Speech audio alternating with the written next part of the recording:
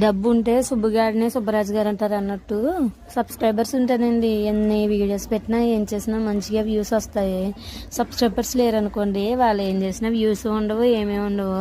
తల మీద బాదుకొని మాట్లాడాలి, వీడియో తీయాలి, ఎలా ఎడిట్ చేయాలి, దేన్ని యాడ్ చేయాలి, దేన్ని తీసేయాలి, అన్నీ ఆలోచించి ఒక వీడియో చేసి దాన్ని అప్లోడ్ చేసామంటే కష్టపడిన దానికి దేనికి ఫలితం ఉండదండి.